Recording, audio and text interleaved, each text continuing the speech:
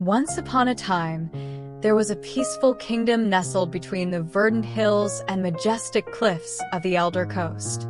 King Alden and Queen Elira ruled there benevolently, beloved by their people for their wisdom and generous hearts.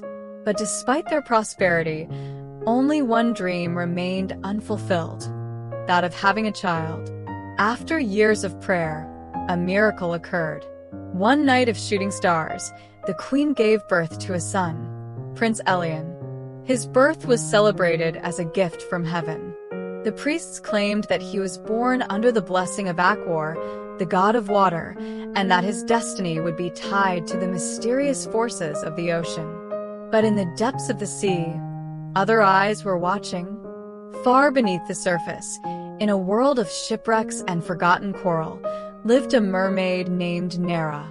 Once a member of Aquarial's royal council, she was banished for defying an ancient sacred law. She had attempted to save a human condemned by the sea. For this crime, she was exiled, separated from her clan, condemned to wander alone in the abyss. Years passed, and Nera, consumed by loneliness, gradually lost the light in her eyes. She hated the surface, but something within her always drove her closer to it. Every night, she returned to the cliffs of Elder, gazing at the lights of the human cities with a mixture of fascination and resentment. And so one evening, she saw the unexpected. A storm was approaching, and the wind whipped the coast furiously. Nera watched from her underwater lair when, on a rock not far from the shore, she spotted a fragile figure, an infant, alone, swaddled in a golden blanket, abandoned to the elements.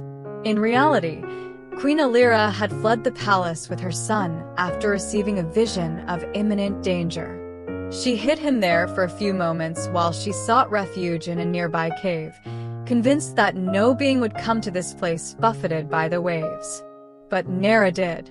Carried by an uncontrollable impulse, she grabbed the child and plunged with him into the black waters, without a backward glance. Nera named the child Kale. She knew nothing about him, neither his name nor his origins. She raised him in a crystal cave of 1,000 reflections, protected from the currents and from prying eyes. Kale grew up surrounded by sea creatures, chattering dolphins, and luminous jellyfish. But he was different. He breathed air as well as water. He constantly asked questions about the world above, about the distant lights, about the faces that sometimes came back to him in dreams, clear eyes, a gentle hand, a soothing voice. Nera, haunted by the fear of losing him, lied to him. She told him he was the son of a shipwrecked man, abandoned by his own people, that he had no one but her. But the currents carried whispers. In the depths, some were beginning to speak of this strange child who mastered ancient songs, who could command the currents, who made pearls hatch simply by touching them. Kale was not a simple child of the waters. He was something else. In an ancient sunken temple, Kale discovered a tablet covered with forgotten inscriptions. As he approached, the glyphs lit up. A buried power awakened. The symbols told the story of a child born between two worlds, bringing light and balance, destined to unite the shattered kingdoms. Terrified, Nera tried to destroy the tablet, but it was too late. Kale began to remember. Fragments of his past resurfaced. A golden throne, a cradle carved from orichalcum, a golden-haired woman weeping on a shore. He demanded the truth. Nera, cornered, revealed everything. The shore, the storm, the kidnapping, the lie. Kale collapsed. Determined to discover his true self, Kale left the ocean for the first time.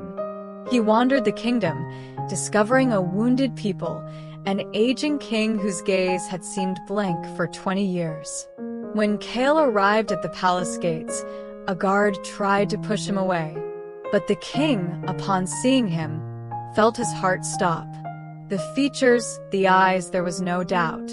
The priests confirmed what the blood said. Cale was Elian, the missing prince.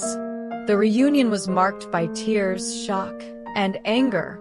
The regent who ruled in the prince's absence had hatched dark plans. The heir's reappearance threatened his power. A civil war broke out. Cale, armed with his marine and terrestrial heritage, invoked the forces of the oceans.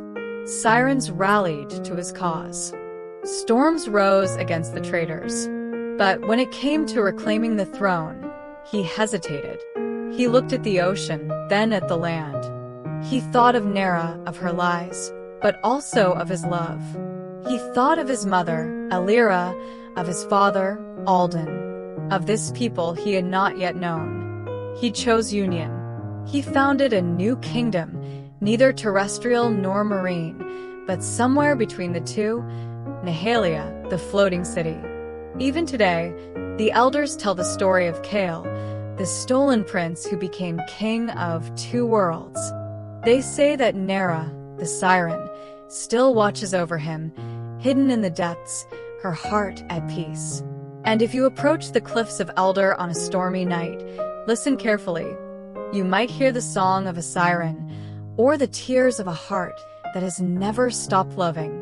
If this story touched you, subscribe now and share this video so that the song of Cale and Blackwater continues to resonate through the ages. And tell us in the comments, would you have forgiven the siren, or would you have condemned her?